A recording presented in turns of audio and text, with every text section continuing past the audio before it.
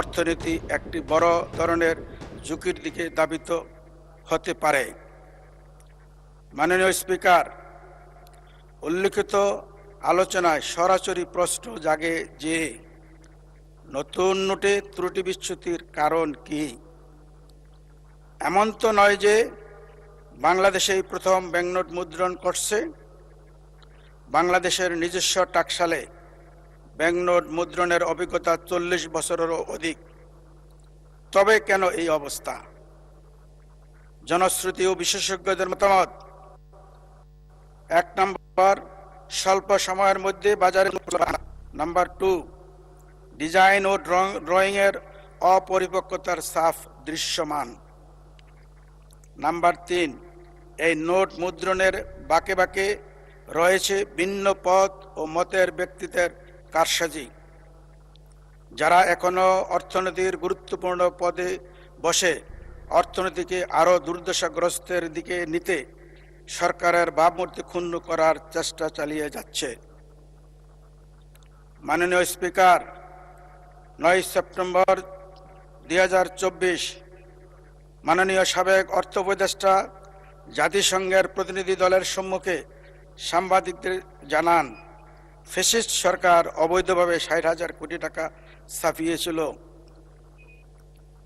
ফলে দেশের মুদ্রাস্ফীতি অস্বাভাবিকভাবে বেড়ে সাধারণ মানুষের কষ্ট, ভোগান্তি ও দুর্দশা বাড়ে।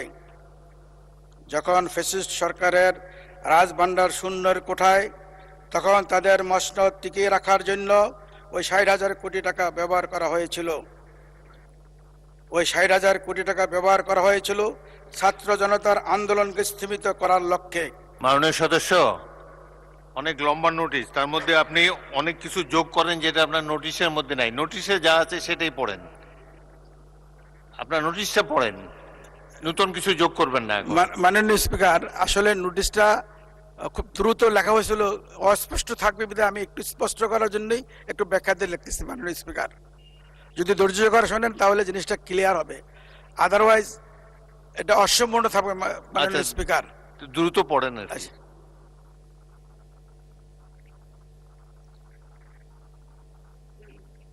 ছাত্র জনতার আন্দোলনকে স্থিমিত করার লক্ষ্যে নির্বিচারে অত্যাচার, অবিচার, গুম, খুন, গুলিবর্ষণের পিছনে অর্থ যোগান দিয়েছিল ওই 60,000 কোটি টাকা।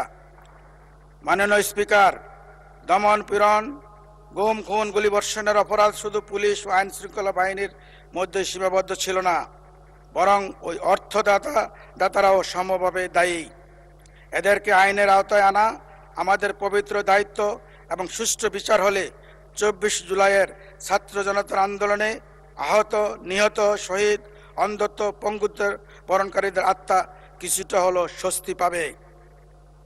মাননীয় স্পিকার, জাল টাকা বিস্তার, অবৈধ অর্থ ছাপানো, ব্যাংক ও অর্থ লুণ্ঠনকারীদের সহযোগী এবং নতুন ডিজাইনের ত্রুটিযুক্ত নোট প্রচলন একই সুতায় গাঁথা।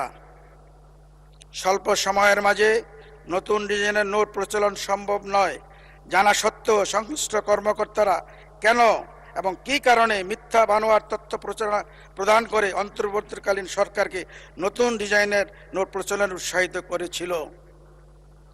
অন্তর্বর্তীকালীন সরকার আমাকেও ব্যাংকিং সেক্টরে লোভনীয় পদে কাজ করার প্রস্তাব দিয়েছিলেন। তৎকালীন governor, deputy governor Begum Nurun Nahar, banking সচিব বেগম নাজমা মোবারক, অর্থ সচিবদের উপস্থিতিতে আমি বিনয়ের সহিত মাননীয় অর্থ উপদেষ্টাকে দায়িত্ব গ্রহণ না করার অপারগতা প্রকাশ করি।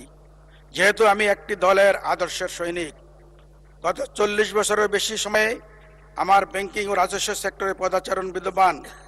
দেশের জনগণকে দুর্দশা থেকে মুক্তির লক্ষ্যে কুচক্রীদের খপ্পর থেকে দেশ ও জাতি অর্থনীতিকে নিরাপদ রাখতে হলে অর্থনীতির বাঁকে বাঁকে এখনো যারা বসে আছে তাদেরকে চিহ্নিত করে বিচারের আওতায় আনা অত্যন্ত জরুরি। সেই লক্ষ্যে একটি সংসদীয় কমিটি গঠন করার জন্য মাননীয় স্পিকার আপনার মাধ্যমে মহান সংসদে প্রস্তাব করছি। উল্লেখ্য যে 23 লক্ষ কোটি টাকার বেশি ঋণের বোঝা মাথায় নিয়ে বর্তমান বিএনপি সরকার যাত্রা শুরু করে। তার উপর জালিয়াতি চক্র কুচক্রীদের দাপটে অর্থনীতির লক্ষ্যে পৌঁছানো কঠিন হবে। মাননীয় স্পিকার, পুলিশ ও আইন শৃঙ্খলা বাহিনীর অনেক প্রচেষ্টার পর দুই একটা জালিয়াতি চক্রে পাকড়াও করে, আইনের হাতে সোপর্দ করে, কিন্তু আইনের ফাঁক ফোকর দিয়ে বেরিয়ে এসে তারা আবার ওই ব্যবসা চালিয়ে যায়। এর মূল কারণ আইনের দুর্বলতা। অনেক ক্ষেত্রেই জাল টাকা ও মাদক চক্র একই মুদ্রার এপিঠ ওপিঠ। বর্তমান দুর্বল আইনের কারণে জালিয়াতি চক্র ও মাদক চক্র আইনের হাত থেকে বেরিয়ে আসে। আইনের যথাযথ সংশোধন করার জন্য সংশ্লিষ্ট মন্ত্রী মহোদয়ের নিকট প্রস্তাব করছি। মাননীয় স্পিকার, আপনাকেও হাউজের সকল সদস্যদেরকে, বিশেষ করে হাউজের মাননীয় অর্থমন্ত্রীকে মনোযোগ সহকারে শোনার জন্য ধন্যবাদ। ধন্যবাদ মাননীয় সদস্য।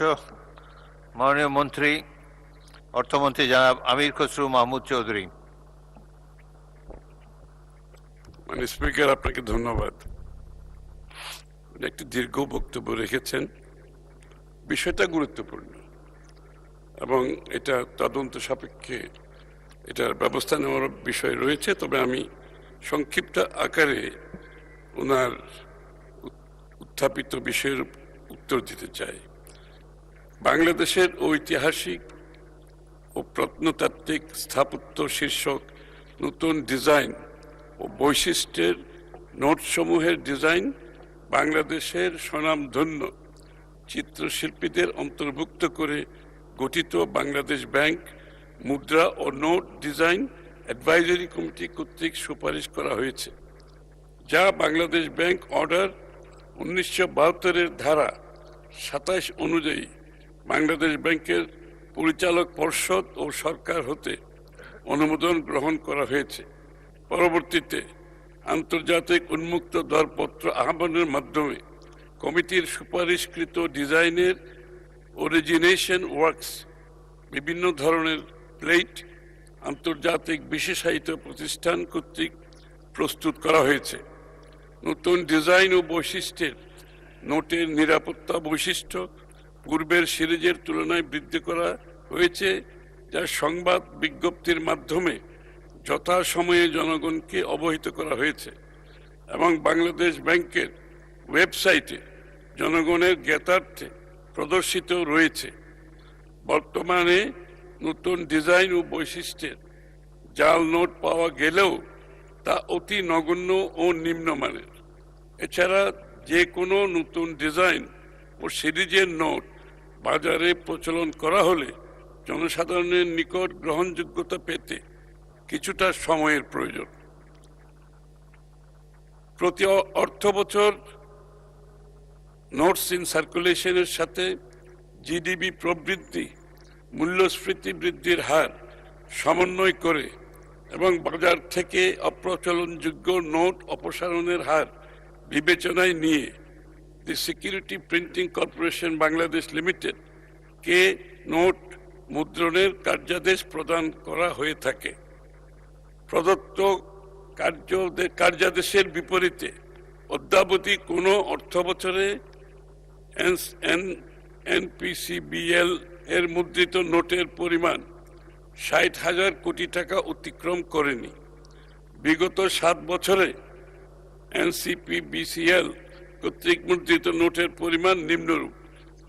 এটা আমি আপনাকে অনুরোধ করব পঠিত বলে গণ্য করার জন্য। পঠিত বলে গণ্য অনেক। আমি শেষ করছি।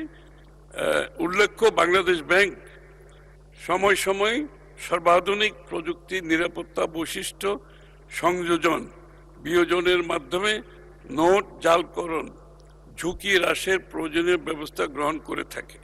এছাড়া জাল নোট প্রচলন প্রতিরোধে জনসাধারণের সচেতনতা বৃদ্ধির লক্ষ্যে বছরব্যাপী বিভিন্ন কার্যক্রম গ্রহণ করা হয়ে থাকে। উল্লেখ্য, জাল নোট প্রচলন প্রতিরোধ সংক্রান্ত প্রস্তুতকৃত খসড়া আইনের অনুমোদন প্রক্রিয়াধীন রয়েছে। প্রস্তাবিত আইনে জাল নোট বা আসল নোটের আদলে তৈরি যে কোনো দলিল প্রস্তুতকরণ প্রক্রিয়ার সাথে সংশ্লিষ্ট সকলের উপযুক্ত শাস্তির প্রস্তাবনা রয়েছে। মাননীয় স্পিকার, আইনটি বলবৎ হলে দেশে জাল নোট তৈরির প্রবণতা হ্রাস পাবে। ধন্যবাদ মাননীয় স্পিকার। মাননীয় সদস্য